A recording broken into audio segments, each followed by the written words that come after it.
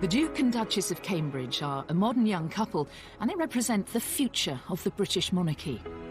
On their tour of the South Seas to mark the Queen's Diamond Jubilee, the further they go, the more popular they seem to be. This is the hottest couple in the world now. This is the Brad and Angelina royals. This is the couple everybody wants to call. But halfway through the trip, a French magazine publishes photographs of Kate topless on holiday in France. Her most private moments suddenly made very public. But by the end of the tour, they put aside their feelings of sadness and anger and just get on with the job, flying the flag for Britain in some of the most exotic places on earth.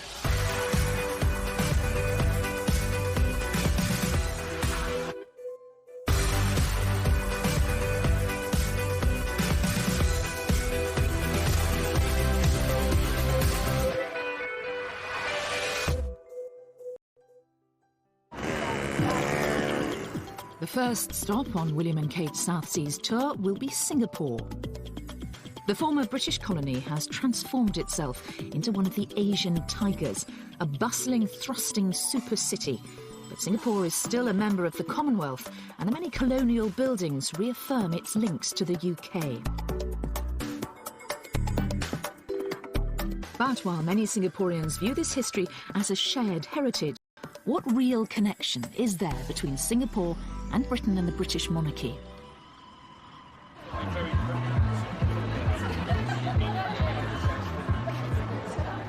At a private party of both Singaporeans and expats to celebrate William and Kate's visit, there's a keen sense of anticipation. It is good, yes, in a sense, for branding of Singapore. It's like we may be small, but at least we are in a world standing like, okay, the royal family visited us, and that's something that we should be proud of. The wedding was fabulous, and in Singapore, weddings are equal to fertility. Yeah. The bigger your wedding is, the more successful you are. The royal wedding was pretty big. Yeah. So in that sense, you know. I'm really proud. I think. Are you? Yeah, I think Catherine's going to make a wonderful queen. She just comes across as a compassionate, kind person, and I think she's doing the job very well. So she's good for Britain. They are good for Britain. Yeah. Oh, yeah. They're our future.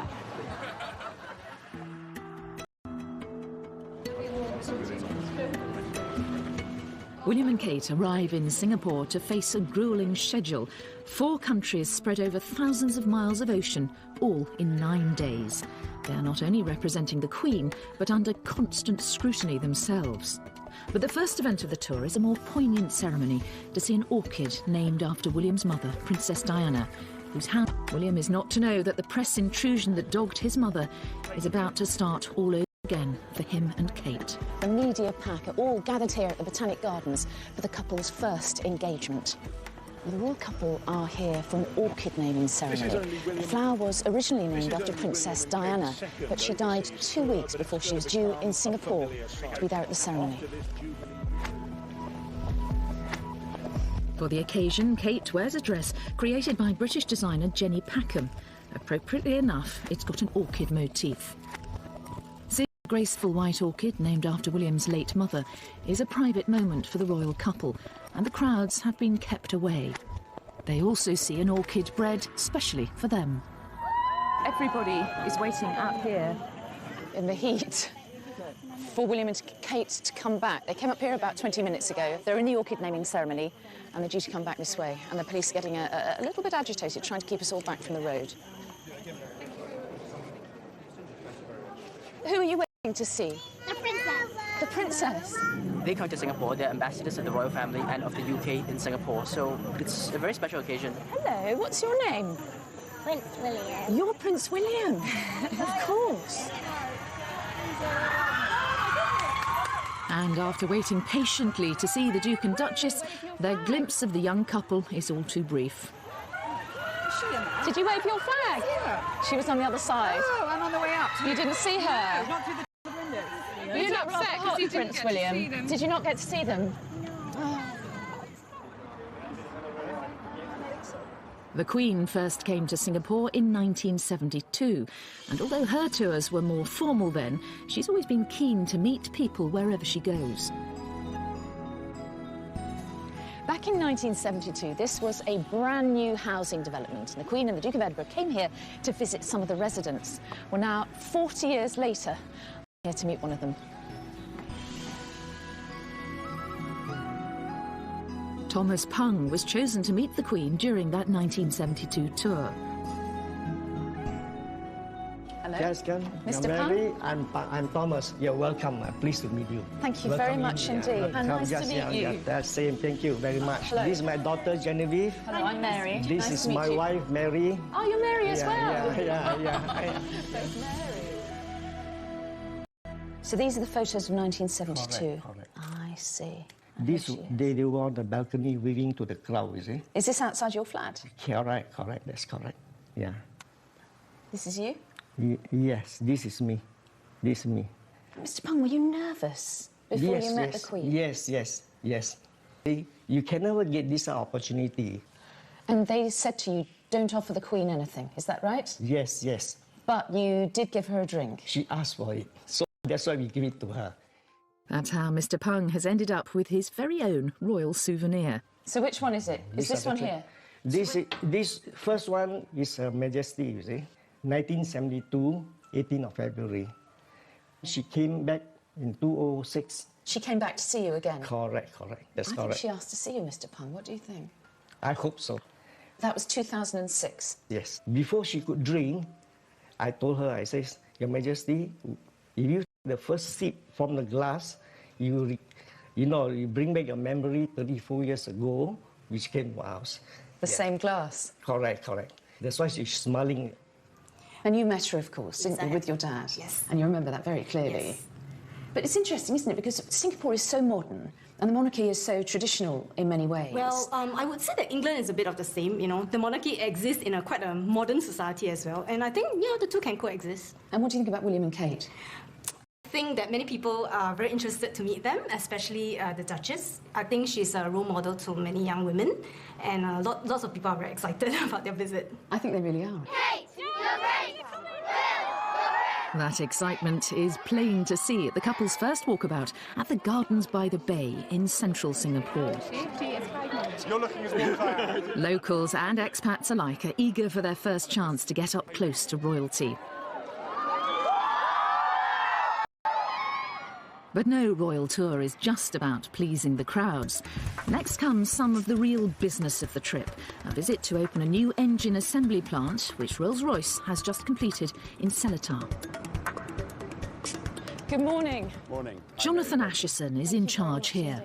This is amazing. This is brand new, This is brand new, yes. It was opened in February by the Prime Minister here, and now we're just starting production. The facility has been built to supply the rapidly growing aerospace industry Far East. The vast majority of the 500 workers here are Singaporeans. Why is this facility in Singapore? Our order book is at about £60 billion, and a large proportion of that, and a growing proportion of that, is from Asia. Our customers have grown here tremendously. It's not about looking less in one place or the other or shifting, it's more about catering for the growth. Today, you've got the Duke and Duchess of Cambridge right. visiting. How significant is it that it is William and Kate? What is the William and Kate brand? What do they bring to the visit? Oh, I'm one of the managers at Rolls-Royce, so I'm not sure I know, actually, but boy, they certainly have the world's attention.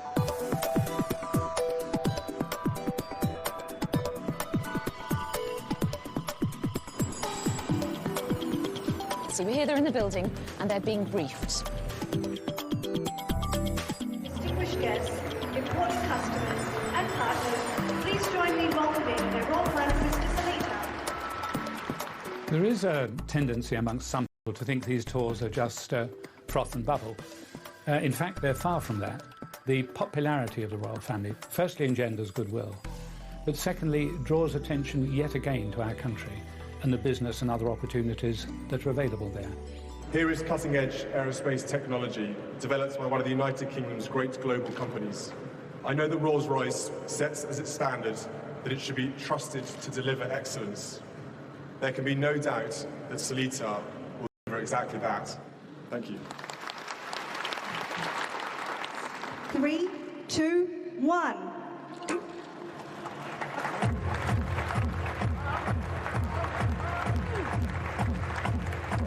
This is where the royal brand really works its magic, delivering the sort of publicity money just can't buy. The first Rolls-Royce aero engine assembled and tested in Singapore. The huge attention the royal couple are attracting in Singapore brings real benefits.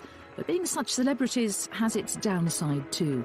The publication in France of photos of a topless Kate on holiday, with echoes of the press treatment of Princess Diana, is soon to disturb the careful choreography of the tour. Stay there! Stay there!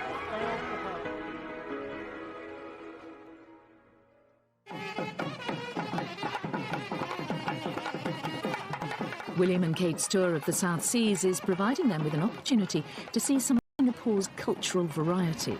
The majority of people here are of Chinese origin, but there are also substantial Malay and Tamil minorities. Right, so next on the royal schedule is a cultural event at a housing development. Now, this place is called Queenstown, and it was named after Queen Elizabeth in 1952. It is pretty much a Singaporean residential area, and I think it's quite a good indication of how interested they are in the royal couple, and the turnout is pretty good.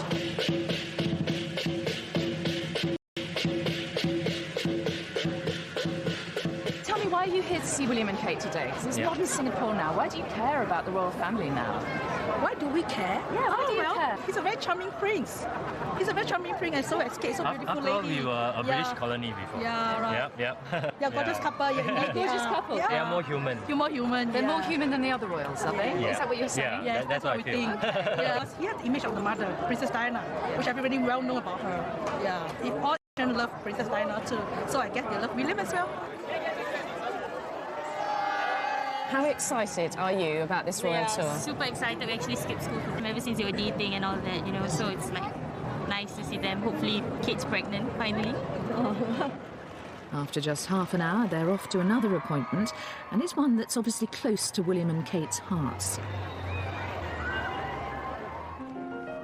The Rainbow Centre is a charity for children with special needs. Nearly 1,000 kids attend here with a variety of disabilities.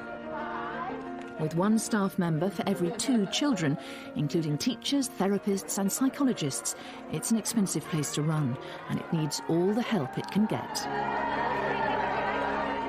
William and Kate have chosen several children's charities to support in Britain, so the Rainbow Centre is precisely the sort of place they want to visit during their time in Singapore. Hello. When the excitement has died down, meet some of the children, parents and staff at the centre who've had the chance to welcome the Duke and Duchess. It's really a nice experience to have them with us today. I met the Duke. Did you? And he's so warm. Yeah, you just feel at ease when you're with him. Yeah, and he seems to love the children as well. He went to the students to actually spoke to them. Yes, that was very nice of him. And how did the children respond to him, the students? They were excited. Are you excited? Me and my mom go and click the photo and see. You clicked a photo of the Duke and Duchess today, did you? This is an occasion when the royal couple's celebrity will be of real benefit to the charity. Now, the crowds here at the Rainbow Centre are certainly not large, but they are extremely enthusiastic. And I think they demonstrate the couple really can attract attention to good causes. I think they are really natural around children. I think they really love children. They like them. They know that children have been dreaming about meeting a real life prince and princess, and they have stars in their eyes when they meet William and Kate, and I think they do everything they can to make those dreams true. To Her Majesty the Queen and the Duke and Duchess of Cambridge.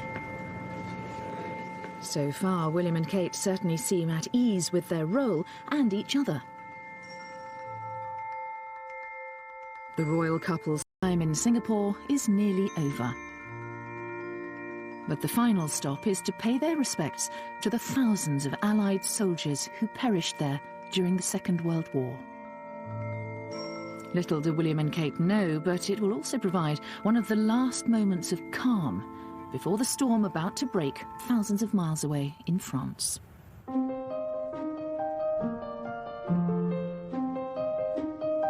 2 hours later, William and Kate land in Malaysia, and they're back in the spotlight. The Queen and the modern royal family have grown up with the Commonwealth. It's immensely valuable to Great Britain. So far, the tour's all been going according to plan, but not for long.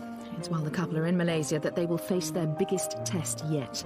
They'll soon learn the news that intimate photographs of the Duchess of Cambridge are to be published in a French magazine. But today, their first day in the capital, Kuala Lumpur, it's business as usual. The magazine has yet to hit the newsstands. KL, as it's known, is a futuristic city famed for the Petronas Twin Towers, one of the world's tallest buildings. KL is a financial powerhouse, and there's work to be done.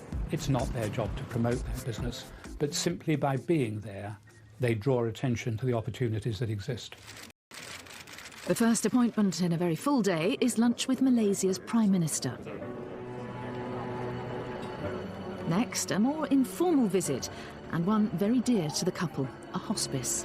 So far, they're half an hour behind schedule. We're okay this side because we've got a big fan, but look, over there, they are boiling.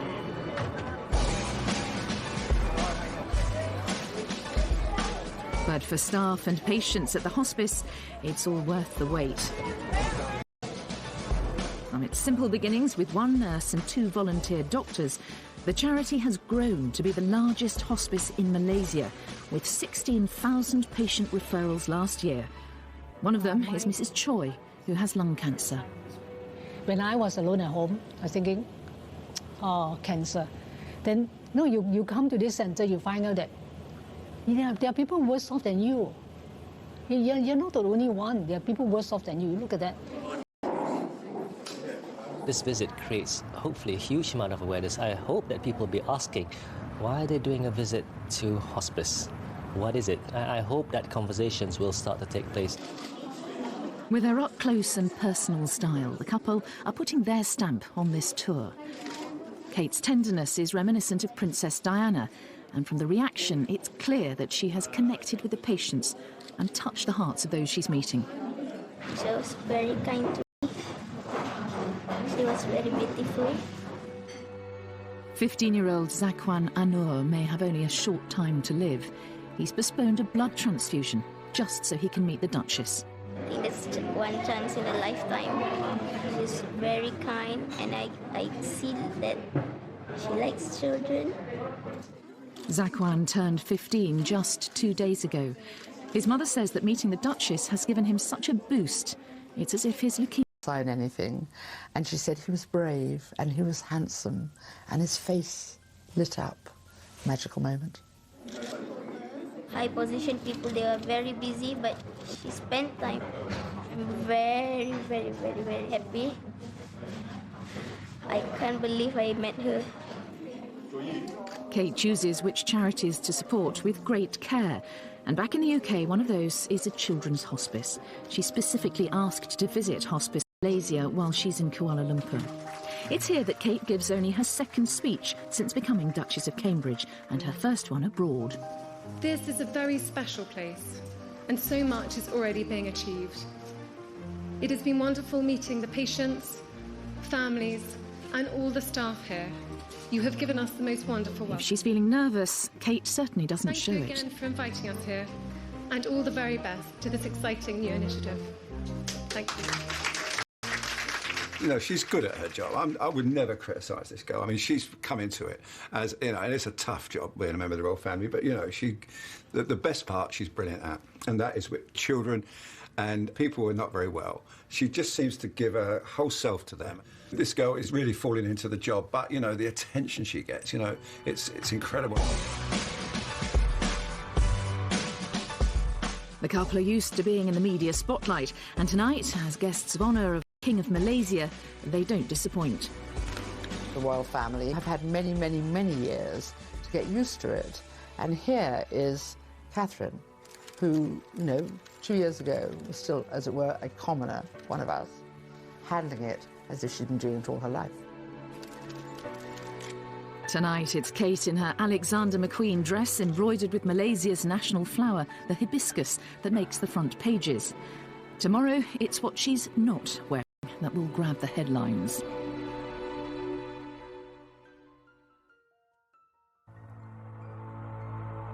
It's a big day in Kuala Lumpur, and it begins with a visit to a mosque. 2/3 of all Malaysians are Muslim. For the mosque, Kate, like all women, is modestly dressed. But she and William have recently learned something that could derail the whole tour.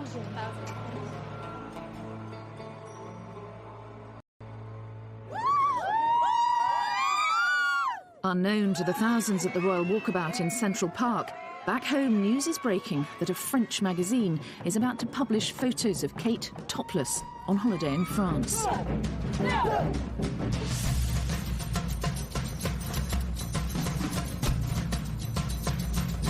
Stay here. To see her. For these crowds, being this close to the Duchess is something they'll remember all their lives. This is Kate's job now. She took your flower! You look like you're going to cry! I called out her and she turned around!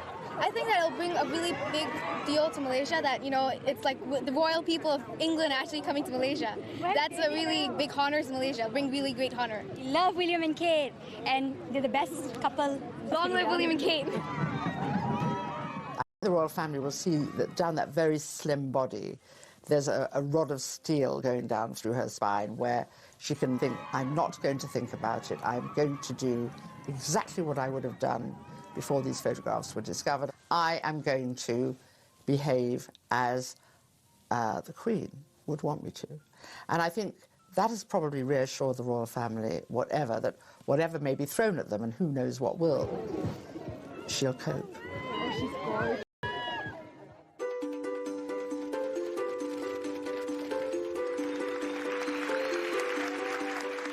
For William, selling Britain abroad is what he is here to do. Malaysia is an important emerging global market. My grandmother told me that Malaysia would provide us with some wonderful experiences and unforgettable memories. And so indeed it has proved. The Star is Malaysia's largest circulation tabloid. At today's editorial meeting, there's plenty to discuss. Look at the expression, the face. But here, it's the tour itself that makes the front page. There is a lot of interest in the royal, especially the British royal family in this country.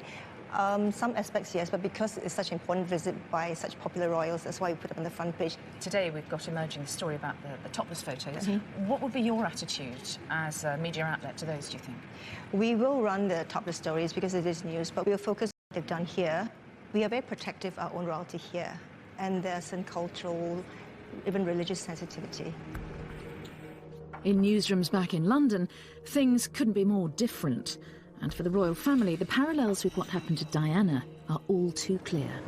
There is fury at the palace, statements saying they are genuinely angry at the invasion of privacy, but throughout it all, the Duchess has to remain at all times composed. A Jubilee tea party for local celebrities is a welcome distraction, and the only photographers here are here by invitation. She was telling me that this is her first trip so far in the East. I think she hasn't been in this part of the world before. They are such a lovely couple. You set a great example. You know, I'm always against anyone that invades privacy. And why do you want to embarrass it? Of the photographs, the Duke and Duchess have been spared the excesses of the paparazzi. The fear is that this will encourage more invasions of their privacy. William and Kate can only hope that they can put the incident behind them. They're heading for Sabah in Malaysian Borneo. After the hustle and bustle of two modern cities, and above all the storm over the photographs, the peace and tranquility of the Borneo rainforest must come as a welcome relief. Economies may be thriving in the Far East, but at a cost. Rainforests in Malaysia's Sabah district are being cut down, threatening an entire ecosystem. Looking much more relaxed and cheerful than the previous day, William and Kate arrive at Danam Valley, a conservation area covering nearly 200 square miles. The couple both have a long-standing interest in this kind of project, and research here into the impact of deforestation is funded by the Royal Society, of which the Duke is a fellow.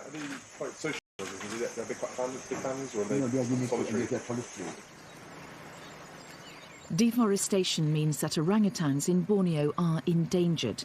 The royal couple's visit is crucial in highlighting to a global audience the plight of the valley and rainforests in general. It will raise awareness of the existence of conservation efforts in Sabah, and also how important it is to conserve what you have left. Dr. Yusa, a specialist in high canopy ants, trained at Cambridge. Today she will welcome the Duke and Duchess of Cambridge to a bird's eye view, 130 feet up.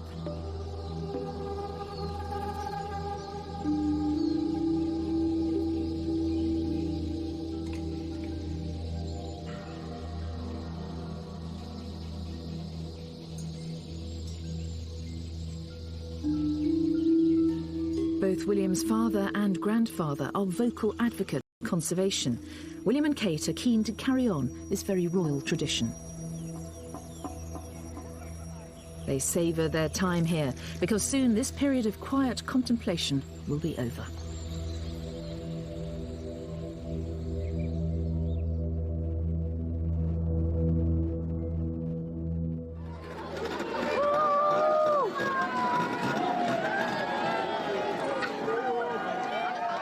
The royal couple have a packed schedule in the Solomons, 4 islands in 2 days.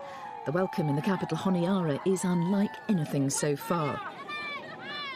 The Solomon Islands may be remote, but it's a member of the Commonwealth, and Queen Elizabeth is queen here. Away from home. But that doesn't affect the relevance of the British royal family to the people here, and certainly not the warmth of the welcome for William and Kate. Welcoming the people, maybe, but the media still know where the story lies. Palace officials know they can't stop the publication of these pictures overseas. The only question now is whether or not the floodgates will open. So as the couple are walking into this cathedral, the scrutiny on them is enormous. Exactly what is the nature of their expressions? Exactly how upset or angry do they look? Congratulations to Sam.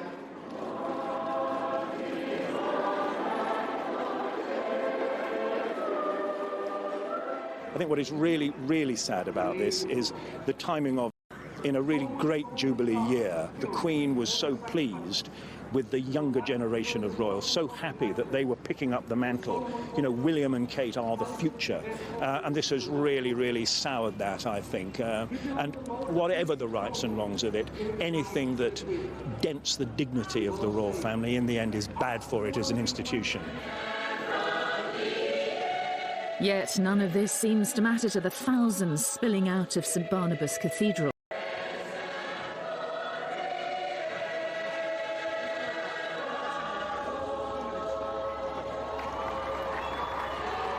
The islands are overwhelmingly Christian, and William and Kate are a personal link to the Queen, the Supreme Governor of the Church of England, a role that one day will be William's.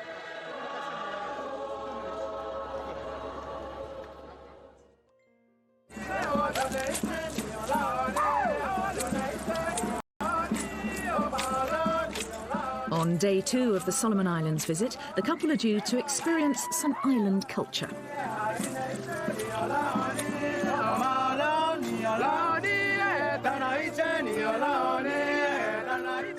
When Queen Elizabeth came here in 1974, the Solomon Islands had still not gained independence.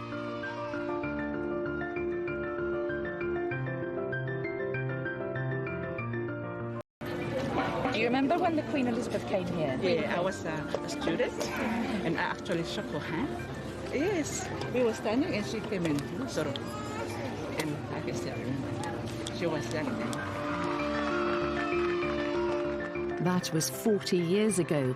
Loyalty to the royal family remains strong here. The media frenzy in Europe seems a long way away. What do you think? I think it's unfair. They should just leave them alone and, you know, let them do what they want to do. It's not nice at all. They're also ordinary people. They have to have privacy, and it's a shame that, you know, those magazines were, you know, showing those photos. That's the moment.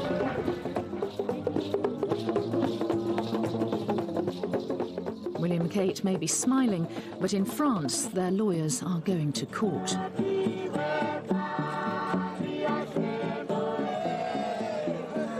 One enduring link between the islands and the UK was forged by William's grandfather.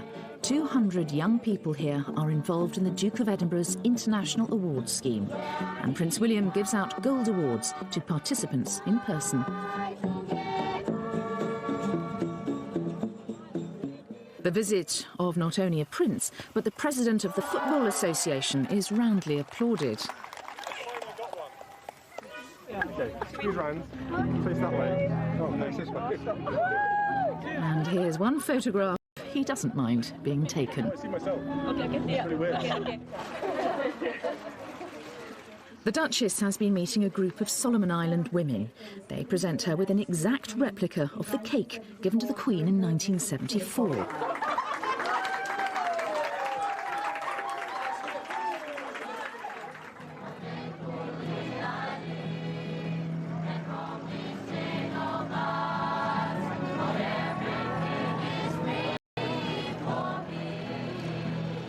The island of Marau is a short flight away.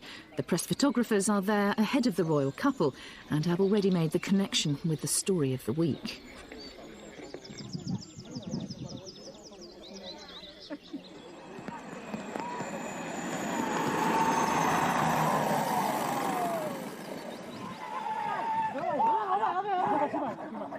The body language of the reception party is harder to read, but it's not as hostile as it seems. It's just the traditional welcome for newcomers.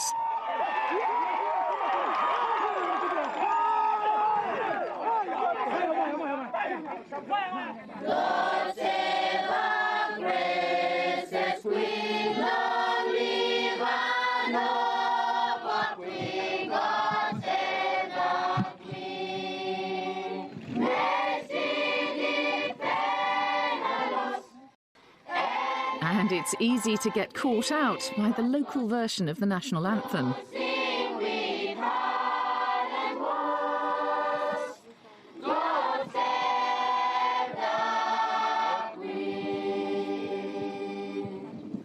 Given the rolling story of the last few days, the irony of this presentation cannot have been lost on the young couple.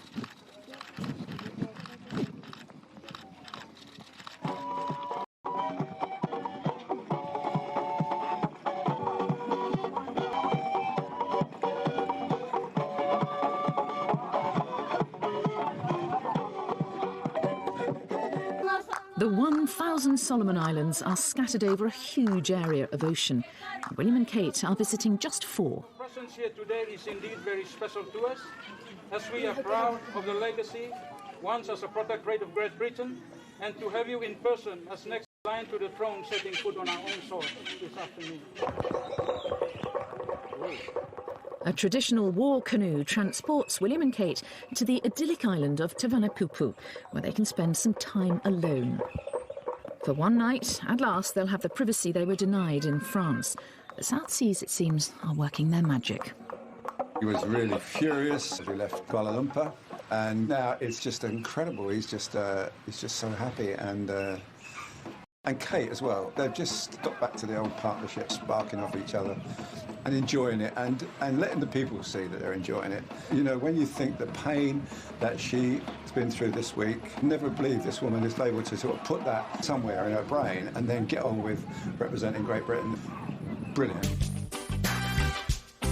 Back in the capital, local radio is preparing to say goodbye. This fella boat, but the fella come him decorated one, or what is special about? I'm meeting Bart Bassier and his team, getting ready to report on the Duke and Duchess's departure to the final stop of the tour.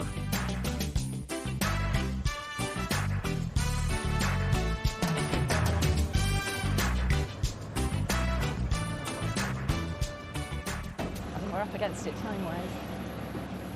Have you missed them, Bart? No. No?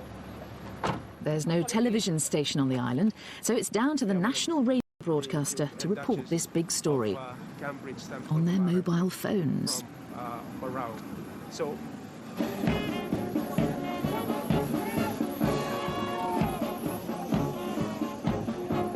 where the Royal Solomon Islands Police Force, so they are all here very smart indeed in their beautiful uniform. Here comes the Duchess of Cambridge and the Prince William, and they come out behind them, ready for me to walk with the big people along Ilme.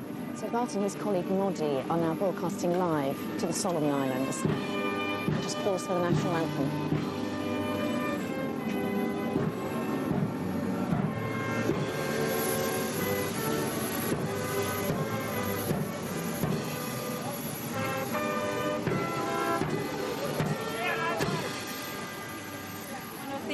Overseas reporters is also here with us.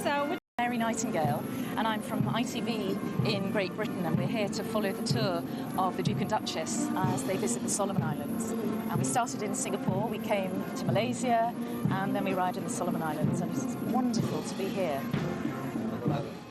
At this point in time, and before they go upload plane, two fellows just stand up and pose for some pictures.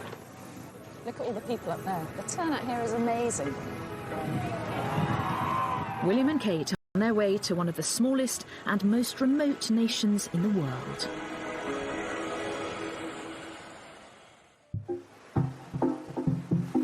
"15,000 miles from the UK, Tuvalu is the most distant of the Queen's realms. Even a sudden tropical downpour can't delay the enthusiastic preparations for the most important visit of the century. Today is the day the people of this tiny Pacific island have been looking forward to for months.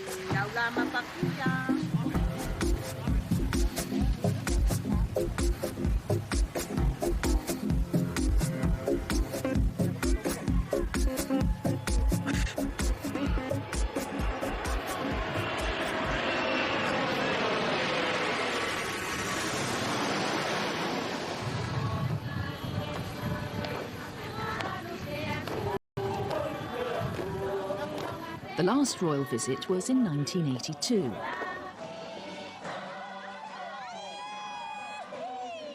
We were like young girls when she came in 82.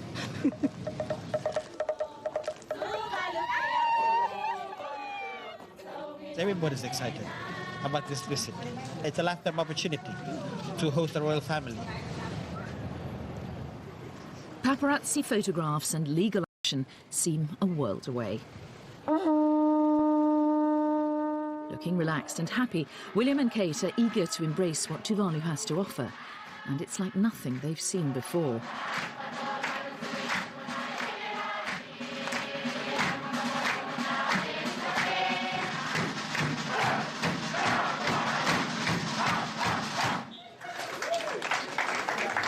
We show a sign of respect to the royal family.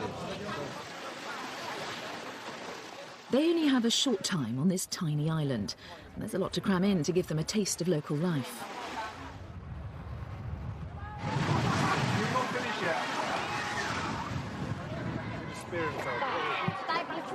Be careful with that. It's good to eat, is it? Yes. A royal visit is a massive boost for a country like Tuvalu, helping to raise its profile across the world. The importance of the visits is strengthening our ties, historical ties that we already enjoyed over the past years. It brings our people together. However remote these islands are, they're not immune from global environmental threats. Rising sea levels pose a real danger to their survival. Experts warn they could simply disappear beneath the waves. A lot of Tuvaluans are scared, and some of them have moved on, and knowing that there is no future for their children or their grandchildren here. Iafata Pianiu is a captain in the Tuvalu Navy. He's known the sea all his life. We can see a lot of changes in the weather. Normally we don't have strong wind. We are experiencing that now. Preserving the islands for the next generation is a priority. But today, all that next generation wants is to meet a real-life prince and princess.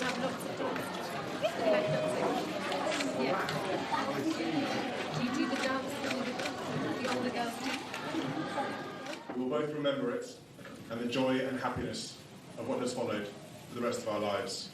It remains for me... It's the final speech of this long tour, and William chooses to speak a few words of the local language. Fakafeti Lasi. Thank you.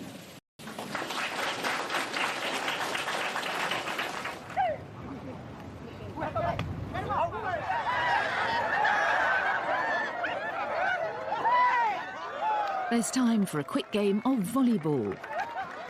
But if you're going to do things the Tuvaluan way, it can only mean one thing.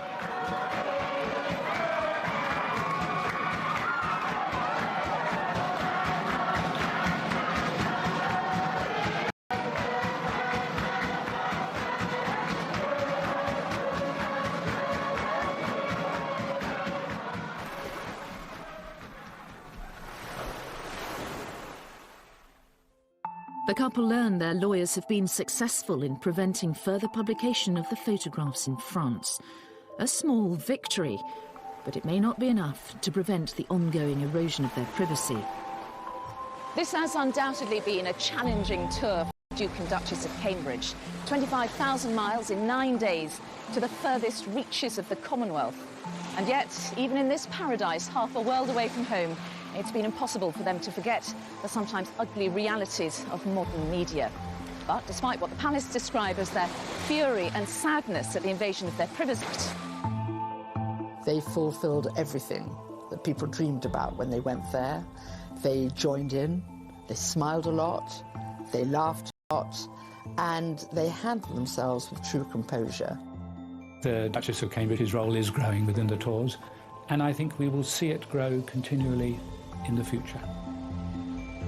If the purpose of this tour was to introduce the next generation of the royal family to more parts of the Queen's Commonwealth, it has also served to remind the young couple that their celebrity is not without its pitfalls.